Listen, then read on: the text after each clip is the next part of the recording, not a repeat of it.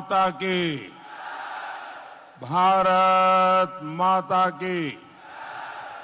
जय जगन्नाथ। जय जगन्नाथ। जय मां समलेश्वरी। एथी उपस्थित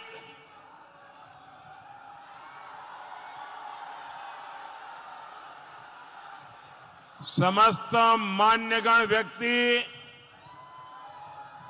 नको मोरा, नमस्कार, जोहार।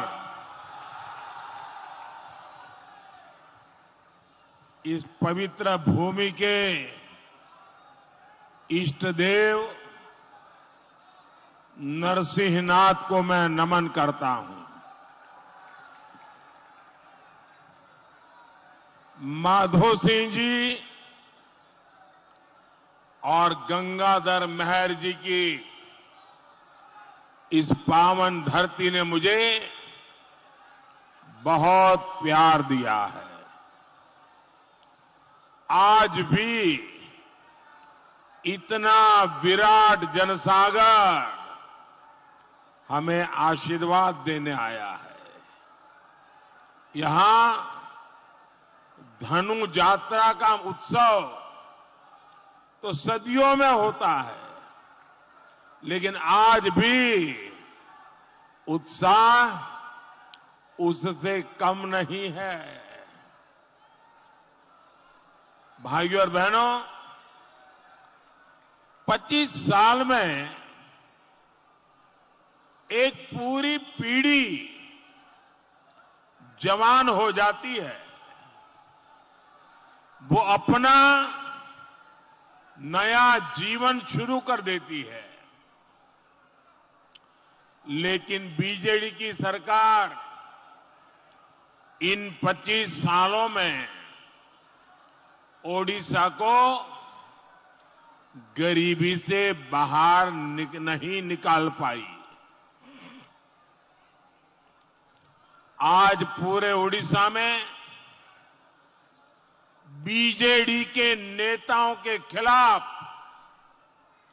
बहुत गुस्सा है। लोग एक ही बात कहते हैं, केते दिन साहिब ओडिशा, केते दिन साहिब ओडिशा, केते दिन साहिब ओडिशा। साथियों, आज मैं यहां आपसे डबल आशीर्वाद मांगने आया हूं। डबल आशीर्वाद चाहिए? मिलेगा ना? जरा पूरी ताकत से बताओ तो पता चले। मिलेगा? डबल आशीर्वाद मिलेगा? बरगढ़ से श्री प्रदीप पुरोहित जी और संबलपुर से धर्मेंद्र प्रधान जी को भारी बहुमत से जिताकर लोकसभा भेजना है।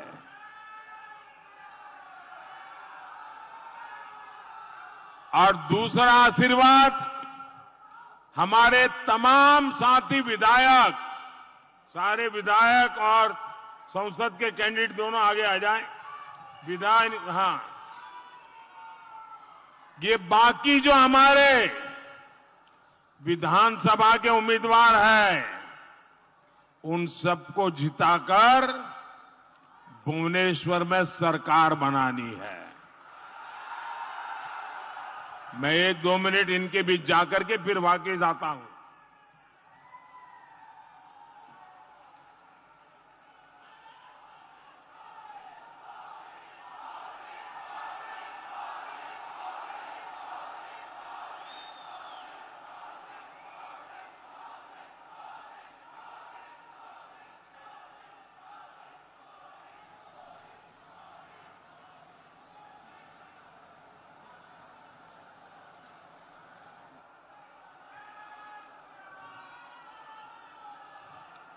और आप जब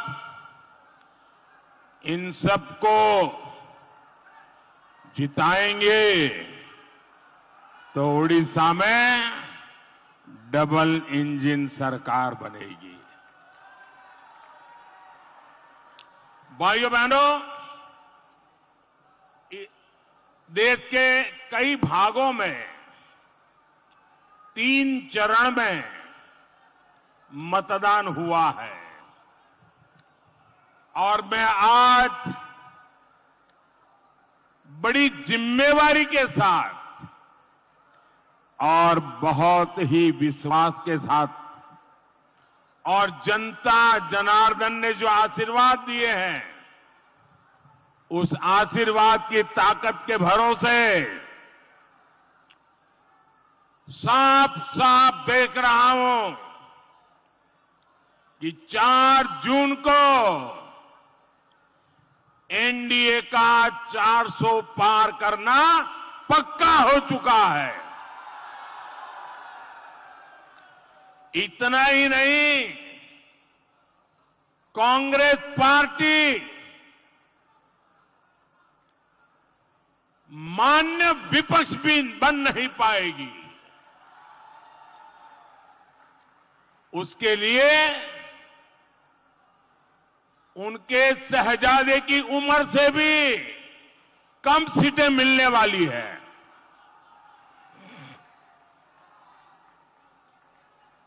साथियों,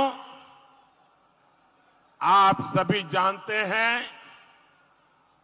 कि बीजेडी सरकार यहां कैसे विकास कार्यों में नाकाम हो चुकी है। आप मुझे बताइए, ये बीजेडी सरकार कौन चला रहा है भाई? ये बीजेडी सरकार कौन चला रहा है? कौन चला रहा है?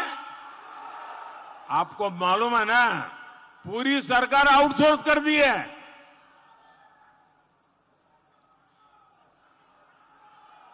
यहां पर डेमोक्रेटिकली चुने हुए विधायक और विधायकों ने चुने हुए मुख्यमंत्री, इन सबके ऊपर एक सुपर सीएम बन गए हैं।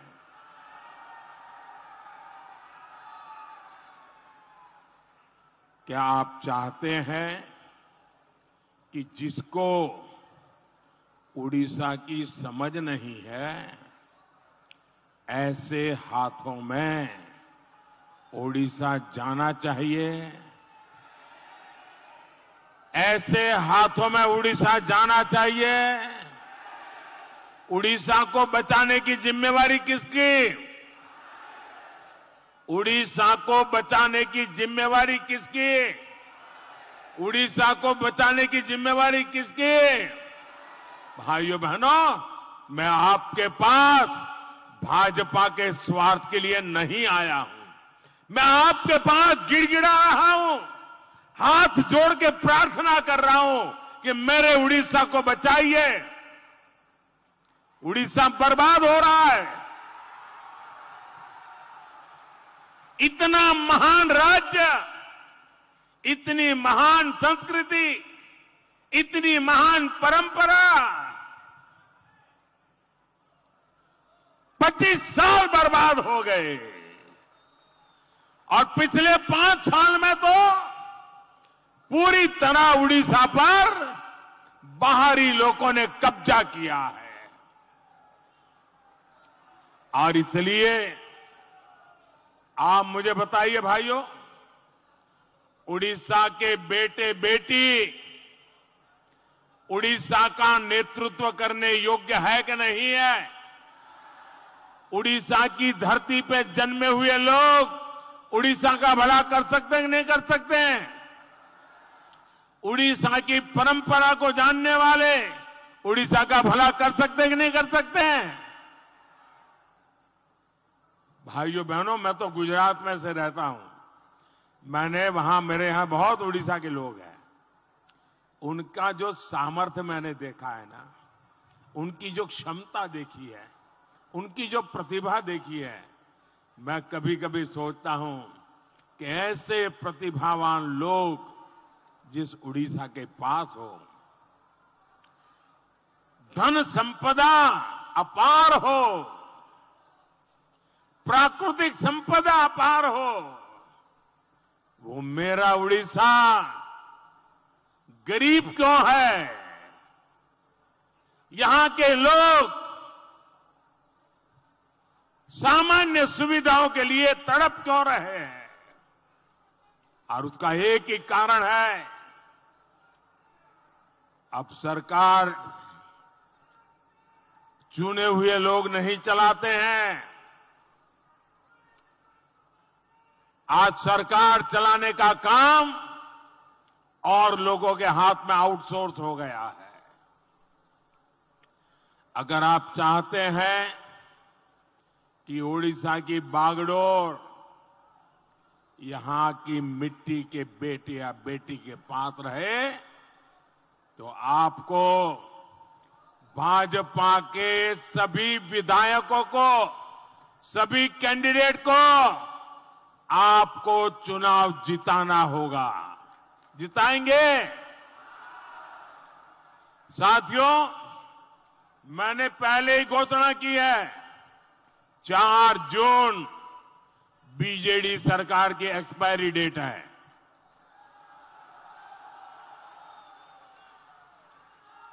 और 10 जून को मैं आपको भुवनेश्वर आने का निमंत्रण देने आया हूं। 10 जून को आप सबको भुवनेश्वर आने का मैं निमंत्रण देने आया हूं। क्यों मालूम है? क्यों? भुवनेश्वर में क्या काम है? भुवनेश्वर में 10 जून को भाजपा सरकार के मुख्यमंत्री का शपथ समारोह होने वाला है।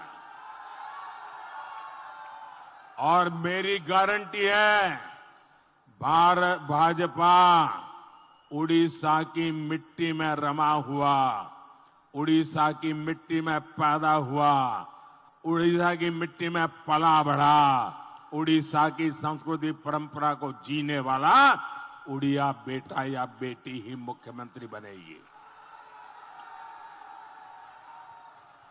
भाइयों और बहनों, हमारा ये क्षेत्र किसानों की, कुशल बुनकरों की धरती है। प्रकृति ने भी यहां सब कुछ दिया है। जो समृद्धि के लिए जरूरी होता है, वो सब मेरे उड़ीसा के पास है। लेकिन बीजेडी की सरकार ने भात हांडी को खाली कर दिया है। सब कुछ बीजेडी के नेताओं की तिजोरी में चला गया है। यहां कानून व्यवस्था चमराई हुई है। दिन दहाड़े मंत्री तक की हत्या हो जाती है।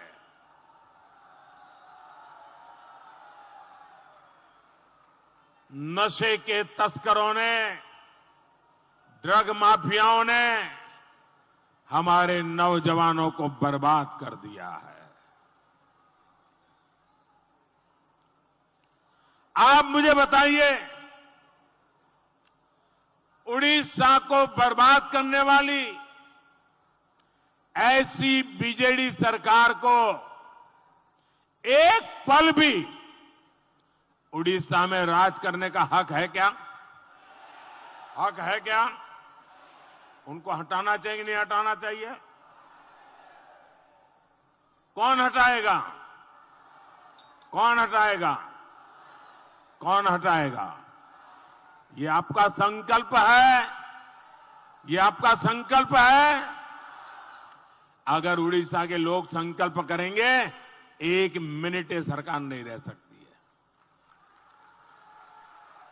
और इसीलिए मैं कहता हूं, मैं उड़ीसा में जहां जहां गया हूं, लोगों के संकल्प को मैंने देखा है। तब जाके मैं कहता हूं कि बीजेडी सरकार की एक्सपायरी डेट आ चुकी है। साथियों, आज सुबह ही मैंने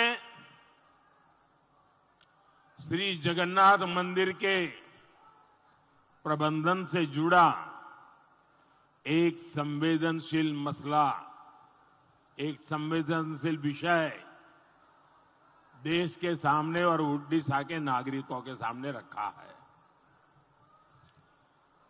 जगन्नाथ जी मंदिर के श्री रत्न भंडार की चाबियां पिछले 6 साल से गायब है। श्री रत्न भंडार में अकूत धन दौलत है, लेकिन उसकी सही स्थिति सामने नहीं आ रही है। उड़ीसा सरकार श्री रत्न भंडार की जांच रिपोर्ट को सामने नहीं आने दे रही है। आखिर उड़ीसा सरकार किसका हित साध रही है? भाइयों और बहनों, गांव का, किसानों का जीवन बेहतर करने के लिए मोदी दिन रात परिश्रम करता है।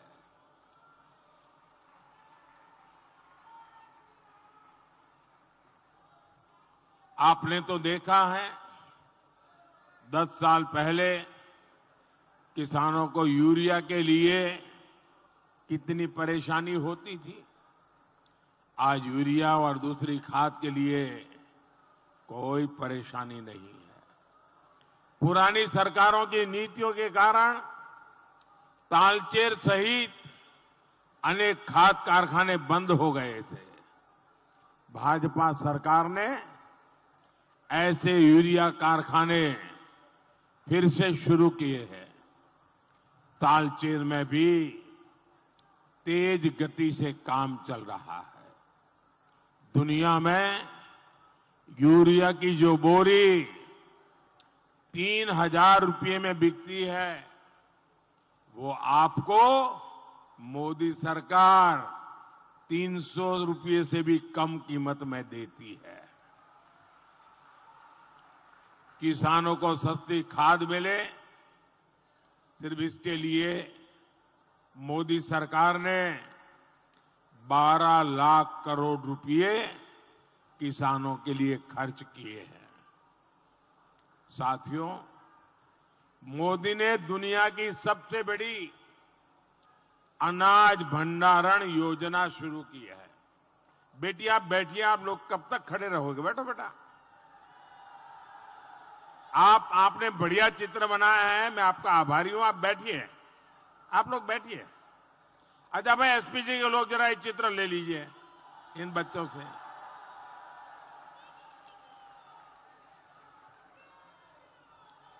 आप लोग कब से मैं आया हूं तब से ऐसे ही हाथ करके खड़े हैं, थक जाएंगे। पीछे अपना नाम पता लिख देना, नाम पता लिख देना। आपका इतना आशीर्वाद, प्यार, परमात्मा आपको शक्ति दे, भगवान जगन्नाथ आपको शक्ति दे। साथियों, छोटे किसानों को अपना धान रखने के लिए गोदाम मिले, जब बाजार में सही कीमत मिले तब वो अपना धान बेच सके, ये सुविधा हम बना रहे हैं।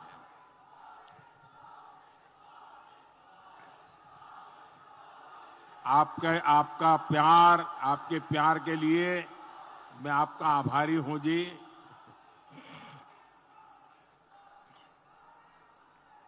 वो दूर वाला भी चाहता है वहां से, वो नीचे रखो भैया, मैं कहां ये करता रहूंगा, फिर तो सभा में कुछ बोल ही नहीं पाऊंगा। आपका प्यार मेरे सर आंखों पर, लेकिन आप हाथ नीचे करिए, थक जाओगे भाई। मुझे मन में चिंता होती है। ये छोटे छोटे बच्चे अपना हाथ ऐसे ही खड़ा करके, आप हाथ नीचे कीजिए, मैंने देख लिया है भाई। अपने शरीर को कष्ट क्यों देते हो जी? साथियों, यहां बरगढ़ में किसानों के खाते में पीएम किसान सम्मान निधि के भी 400 करोड़ रुपए पहुंचे हैं। भाइयों और बहनों, लेकिन दुर्भाग्य है कि बीजेडी सरकार आपको धोखा देने का कोई मौका नहीं छोड़ रही है। यहां 2200 रुपये के आसपास धान का समर्थन मूल्य है, लेकिन किसान को 1600 या 1700 रुपये ही मिलते हैं। बाकी का पैसा कहां जाता है भाई? कोई न कोई तो मारता है ना, कोई कोई तो पैसे चोरी कर लेता है ना। बीजेडी के बिचौलियों की जेब में ये पैसा चला जाता है। ये भ्रष्टाचार, जरा मुझे बताइए, ये भ्रष्टाचार रुकना चाहिए कि नहीं रुकना चाहिए? ये भ्रष्टाचार रुकना चाहिए कि नहीं रुकना चाहिए? ओडिशा भाजपा ने घोषणा की है कि धान का समर्थन मूल्य 3100 रुपया किया जाएगा।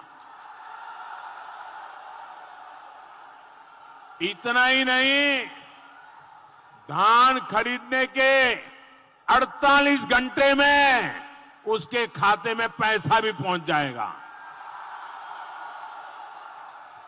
अब ये सुनकर आप लोग खुश तो हो गए। मेरा एक काम करोगे? ऐसा नहीं, बोलो करोगे? ये माताएं बहनें मेरा एक काम करेगी? जरा हाथ ऊपर कर बताइए, सब करेंगे?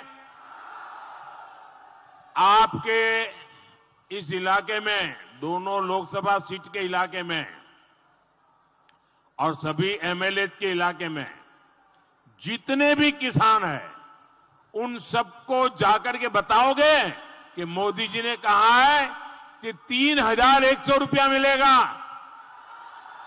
बताओगे? यहां आनंद करने से काम नहीं चलेगा भाई। मुझे किसान के घर में आनंद चाहिए।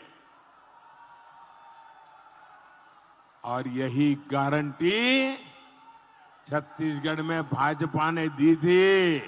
वहां छत्तीसगढ़ के धान किसानों की खरीद इसी एमएसपी पर हुई और पैसा उनके खाते में जमा भी हो गया।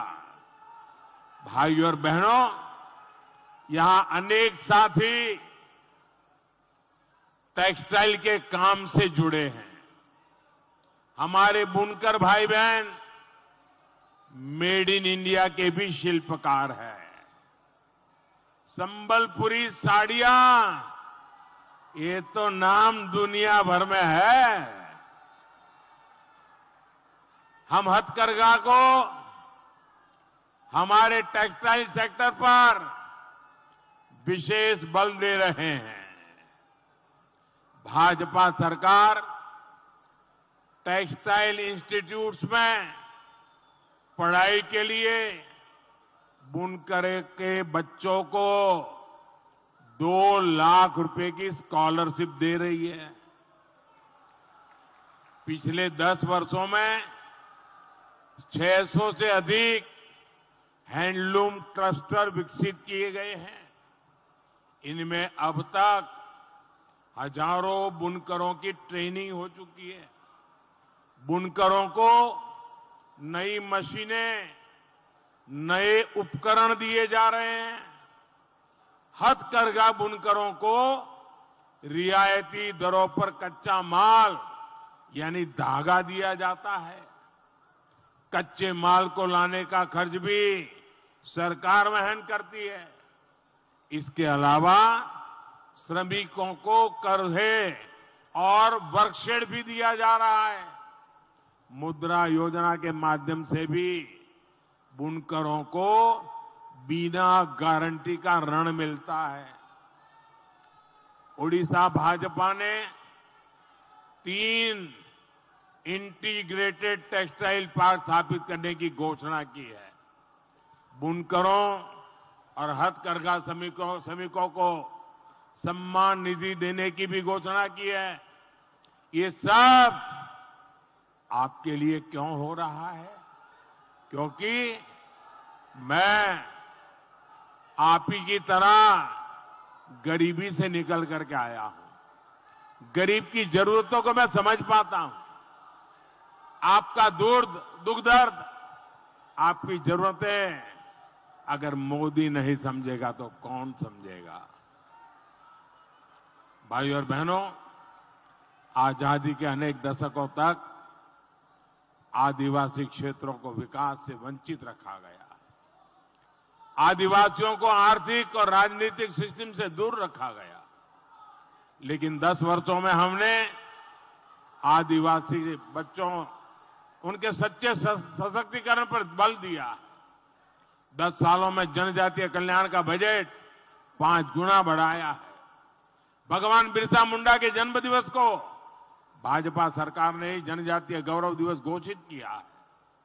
सबसे पिछड़ी जनजातियों के लिए 24,000 करोड़ रुपए की योजना भी मोदी ने ही बनाई है। साथियों, क्या आपने कभी कल्पना भी की थी कि आदिवासी समाज की एक बेटी देश की राष्ट्रपति होगी?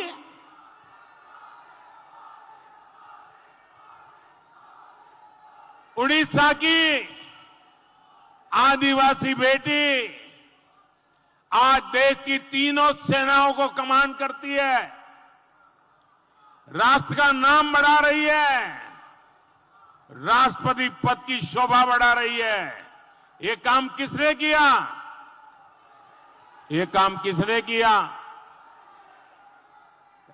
द्रौपदी जी को राष्ट्रपति बनाने का काम किसने किया? किसने किया? किसने किया? अरे मोदी ने नहीं किया, ये आपके एक वोट ने किया है। आपने वोट दिया, मोदी को सेवा करने का मौका मिला और तब जाकर के द्रौपदी मुर्मू जी देश की राष्ट्रपति बनी। ये आपके वोट की ताकत है। जब द्रौपदी मुर्मू जी उड़ीसा की है, इसी मिट्टी से निकली है, जब वो राष्ट्रपति बनी, आपको गर्व हुआ कि नहीं हुआ? उड़ीसा का मान सम्मान बढ़ा कि नहीं बढ़ा? माताओं बहनों का मान सम्मान बढ़ा कि नहीं बढ़ा? लेकिन कांग्रेस और उसके सहयोगी आज तक इस बात को स्वीकार नहीं कर पा रहे हैं। वो लगातार आदिवासी बेटी का अपमान कर रहे हैं। आपको पता होगा, अभी 4-6 दिन पहले हमारी राष्ट्रपति द्रौपदी मुर्मू जी अयोध्या में प्रभु रामलला के दर्शन करने गई थी। उन्होंने प्रभु रामलला के गर्भगृह में जाकर के पूजा अर्चना की और उन्होंने देश के कल्याण के लिए रामलला से आशीर्वाद मांगे। लेकिन उनका अपमान करना, प्रभु राम का अपमान करना, राम मंदिर का अपमान करना, ये जिन्होंने ठान के रखी है, ये कांग्रेस के नेता क्या कह रहे हैं? ये कांग्रेस के नेता कह रहे हैं, प्रेस कॉन्फ्रेंस करके कहा, द्रौपदी मुर्मू जी का रामलला के दर्शन करने के लिए जाना, मंदिर में पूजा अर्चना करना, एक आदिवासी बेटी और देश की राष्ट्रपति रामलला के दर्शन करके आई, उसके दूसरे दिन कांग्रेस पार्टी के एक बड़े नेता ने घोषणा की कि हम अब राम मंदिर को गंगा जल से धो करके राम मंदिर का शुद्धिकरण करेंगे। मुझे बताइए, ये देश का अपमान है कि नहीं है? ये देश का अपमान है कि नहीं है? ये आदिवासी समाज का अपमान है कि नहीं है? ये माताओं बहनों का अपमान है कि नहीं है? मेरे देश की आदिवासी की बेटी, मेरे देश की राष्ट्रपति रामलला के दर्शन करने जाए, मंदिर में पूजा अर्चना करे और दूसरे दिन कांग्रेस घोषणा करे कि अब हम राम मंदिर का शुद्धिकरण करेंगे। भाइयों बहनों, ऐसे लोगों को भारत की राजनीति में रहने का हक है क्या? मैं ओडिशा के लोगों से पूछूंगा, क्या ऐसी कांग्रेस और उसके साथियों को सजा मिलनी चाहिए कि नहीं मिलनी चाहिए? मैं चाहता हूं राष्ट्रपति द्रौपदी मुर्मू जी का अपमान करने वाली कांग्रेस को, चाहे असेंबली की सीट हो या चाहे लोकसभा की, इतना बड़ा उन्होंने पाप किया है, सभी सीटों पर उनकी जमानत जब्त होनी चाहिए। इसके बिना ये सुधरेंगे नहीं। और साथियों, आपको कांग्रेस से लगातार सावधान रहना है। कांग्रेस संविधान बदलना चाहती है, एससी, एसटी, ओबीसी का आरक्षण छीनना चाहती है और छीन करके अपनी वोट बैंक को देना चाहती है। लेकिन आज जब संविधान के सर्वोच्च पद पर एक आदिवासी बेटी बैठी है और पिछड़े परिवार में पैदा हुआ ये प्रधान सेवक आपका बेटा बैठा है, किसी की ताकत नहीं है संविधान की पीठ में छुरा भोंक सके। किसी की ताकत नहीं है संविधान को हाथ लगा सके। एससी, एसटी, ओबीसी का हक मोदी किसी को भी उसे छीनने नहीं देगा, ये मोदी की गारंटी है। और कांग्रेस और उसके सारे चट्टे बट्टे, ये कांग्रेस, उसके सारे चट्टे बट्टे, उनके शहजादे, जरा कान खोल करके सुन लो। वंचित मानव का जहां अधिकार मोदी है उछी तार चौकीदार।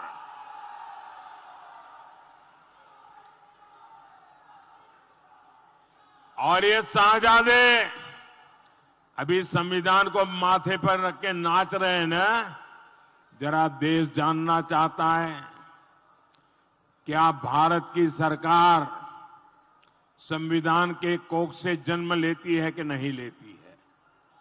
जब भारत की सरकार संविधान की कोख से जन्म लेती है तो भारत सरकार की कैबिनेट इस संविधान के कोख से पैदा होती है कि नहीं होती है? भारत सरकार की कैबिनेट को संविधान के द्वारा अधिकार मिले हैं कि नहीं मिले हैं? भारत सरकार की कैबिनेट, डॉक्टर मनमोहन सिंह जी की कैबिनेट जो संविधान ने बनाई है, उस कैबिनेट ने एक फैसला लिया और ये शाहजादे ने पत्रकार परिषद बुला करके उस कैबिनेट के फैसले के टुकड़े टुकड़े कर दिए थे। ये टुकड़े कागज के नहीं थे, ये टुकड़े संविधान के थे। ये टुकड़े भारत के संविधान की भावना के थे। ये देश संविधान के टुकड़े टुकड़े करने वाले ये शाहजादे को कभी माफ नहीं कर सकती है।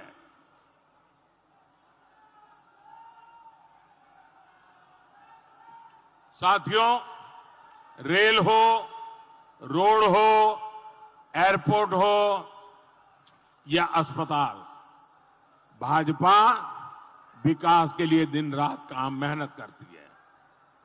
झारसुगुड़ा के वीर सुरेंद्र साई एयरपोर्ट से कितनी सुविधा हुई है, ये हम देख रहे हैं। रोड और रेल के ऐसे तमाम प्रोजेक्ट 4 जून के बाद तेजी से पूरे होंगे। साथियों, आपको भारी संख्या में मतदान करना है। हर बूथ पर कमल के निशान पर बटन दबाना है। और जब आप इन सबको कमल से वोट देंगे, जब कमल निशान पर बटन दबाएंगे ना, तो आपका वोट सीधा सीधा मोदी के खाते में जाएगा। मोदी को मजबूती मिलेगी। तो आप ज्यादा से ज्यादा मतदान कराएंगे, सारे पोलिंग बूथ जीतेंगे। अच्छा, मेरा एक काम करेंगे, जरा हाथ ऊपर करके बताइए तो बताओ, मेरा काम करेंगे? सब लोग मेरा काम करेंगे? हर कोई करेगा? अच्छा, यहां से फिर ज्यादा से ज्यादा परिवारों को मिलने के लिए जाइए और सबको जाकर के कहना, मोदी जी आए थे, मोदी जी ने आपको जय जगन्नाथ कहा है, मोदी जी ने आपको नमस्कार कहा है, मोदी जी ने आपको जोहार कहा है। इतना करोगे? मेरे साथ बोलिए, भारत माता की, भारत माता की, भारत माता की। बहुत बहुत धन्यवाद।